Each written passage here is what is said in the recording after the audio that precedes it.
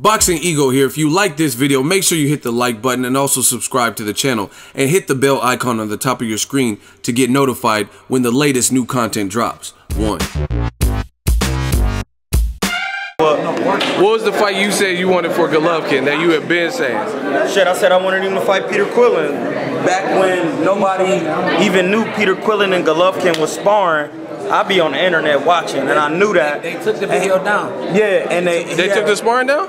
He had been calling They out left the Golovkin. Chavez one up. They left the Chavez one up. I sparred them in that same day. It was me, Chavez, and Golovkin. You know, so one day Golovkin would stay in 4 rounds, and then Chavez would come in. So he'd stay in 8 rounds, and then the next day Chavez would go in, or I would go in. Can you explain what that is for casual fans? That's called a ring robin. You know what I'm saying? Where you basically have a guy come in every rotation, like every 4 rounds, they come in, a different guy come in with the rotation.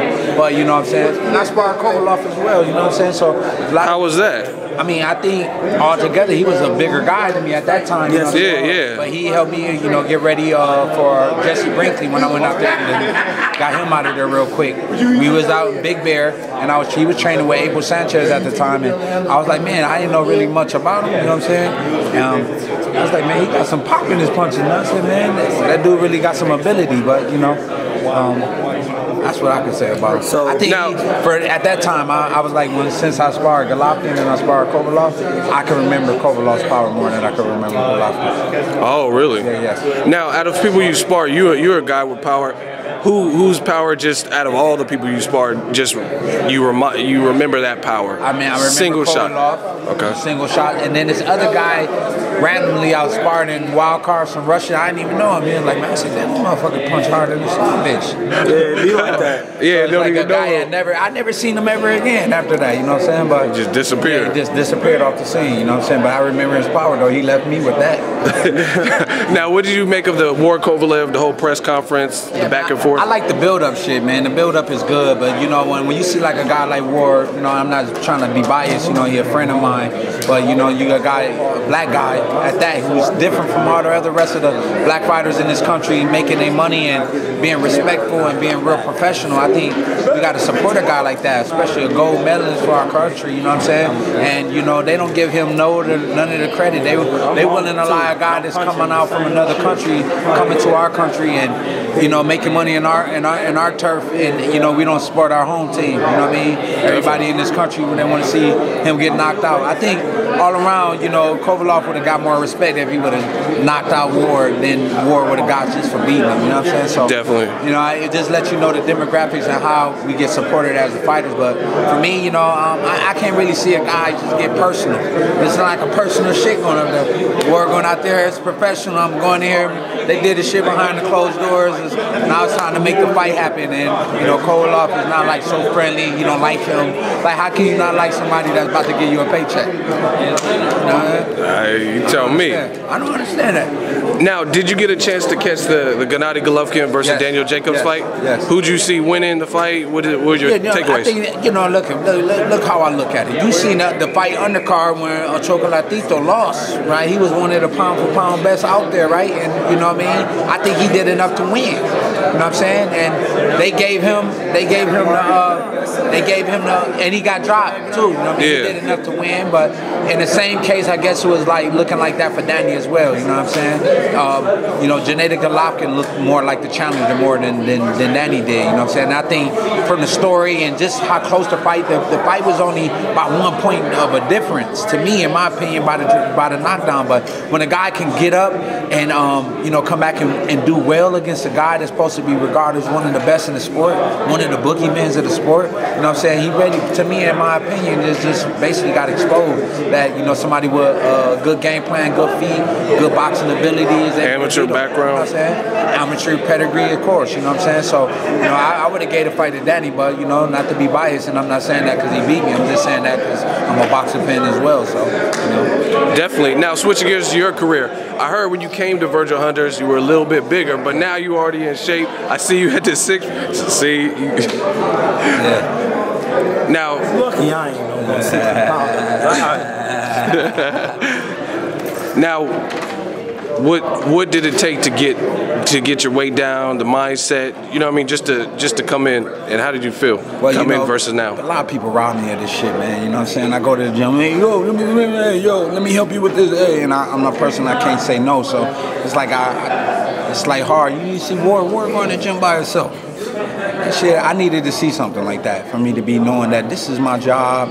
This is what I do for a living. I've been out here since January 3rd. I went back home, seen my newborn kid only for 1 day. You know what I'm saying? 1 day? 1 day. You know what I'm saying? 1 day. It's not really a lot of time with the fam. You know what I'm saying? So for me, it's just like crazy. But you know, for me, I gotta be out here playing my process. If I go back there with, you know, big as it was when I came out here, and I'm away from my kids, then it ain't doing no justice. It ain't worth it. It ain't worth it. But for me, you know, like I'm out here on the process. The process, you know, I could say from you building up a large following behind you, did you enjoy you getting there? Or did you enjoy that process? Because it was up and downs. You know what I mean? People may say this and say this about you, and you just got to endure that process. And for me, this is the same way right now. I just feel like I'm at the second tier of my career. You know what I'm saying? About to go ahead and make this strategy for me to make an exit, get out, and make sure I retire with money. You know what I'm saying? I basically, and you know, I wouldn't say fucked a lot of money off, but I invested a lot of money, lost a lot of money,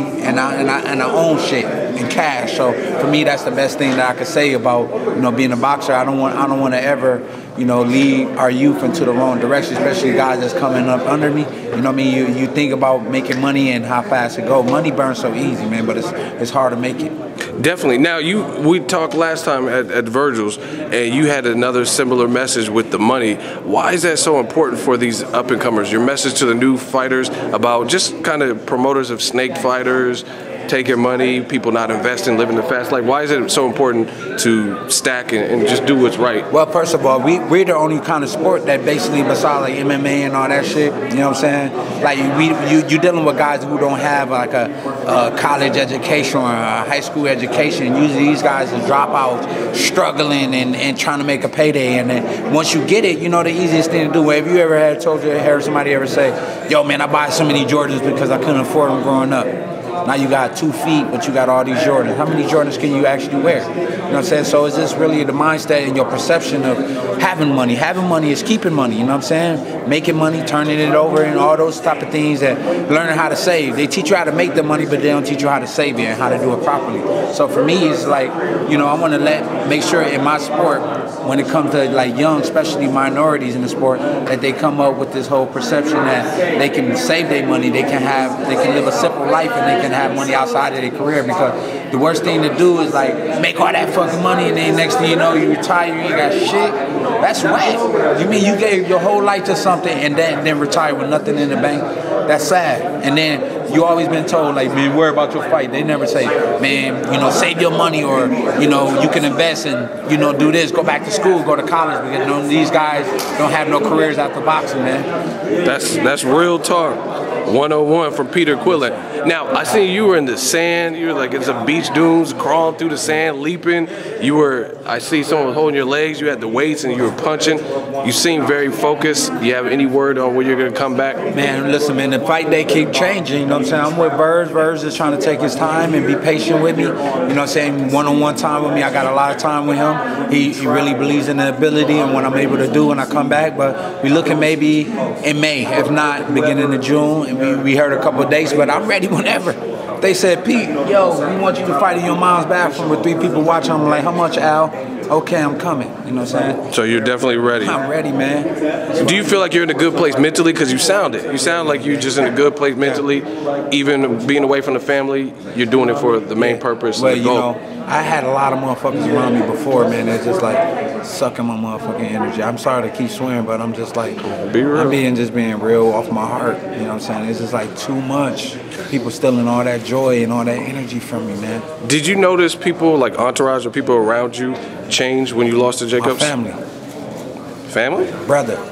Oh, wow. You know what I mean? Own brother. Like my own brother traded and sold his soul to the devil for some money. You know what I'm saying? For me, people don't get to see all the struggle and the pain that I had to suffer with family issues who persecute against me and turn their back on me. You know what I'm saying? And I had to see it and had to endure it from people I thought that was going to be there forever. Now I had to like treat my brother like a stranger and love him from a distance. Say, you know what? I forgive him for being the evil person that he is. You know what I'm saying? So that's what I'm dealing with. But altogether, you have a humble heart. You know, the only thing we are required to do in life is love people. That's all we require. They don't say you got to love them and help them. They just say just love them, have love and ultimate joy for a person. You want to see them do well. How many people don't want to see you do well? Definitely. All right, so that's ultimate. We got to have that kind of heart, man, and that's how I look at life, man. Speaking of heart, I seen the United, the whole situation. What'd you think of that with the person getting drugged out the plane? Yeah, man, and you know what? That's crazy. They need to stop selling overbooked flights. Just make sure they make their quota, man. If you're gonna have to take somebody off, you know that I heard that guy was a grandfather to just to doctor see that or something. Yeah, man. No, what if he was a hood dude? Nobody wouldn't even care. But since he's a doctor, we gotta care. But just to even do that and go out to say that embarrassment for a person. You know what I mean? Nobody want to be thrown off and be why me? In front of drug. Thinking like me, why me? You know what I'm saying? So they overbooking these flights and they not doing what's fair and you know what's righteous, man. You know that man should get free rides whenever he want now. Free flights. Before they taking all our money, you know what I'm saying? So go ahead and get that man some free flights. Go ahead and announce it and apologize to his family. You know what I'm saying? Or you know people need to boycott and shit like that because they the one that's overselling tickets. Yeah, that ain't his fault. If he bought, he came with his money and he came with it on time. So why would they tell him that he can't get on that flight when maybe he needed to get somewhere and be somewhere? I heard that he had to be at the hospital the next day. Yeah. You know what I'm saying? So say the embarrassment for people, man. Definitely. Where can the fans stay in touch with Kid Y'all can stay on me and tune with me right here with Boxing Ego, man. Yeah, we out here. Yeah. Get me at Kid Chocolate on Instagram. Hit me up on the website, www.kidchocolate.com. Make sure y'all show y'all support. Got the shirts, man. Charles Sportif for sponsoring the shirts. But, you know, it's all good material. And the whole Happy Face and the team Kid Chocolate. Everybody loves chocolate. Every kid brings the kid out of all of us. And we all need to be promoting smiles. We don't see enough of that. Definitely look forward to seeing what's next. I'll be in touch. Appreciate you for your time. Thank you, man. Appreciate you. Thank you.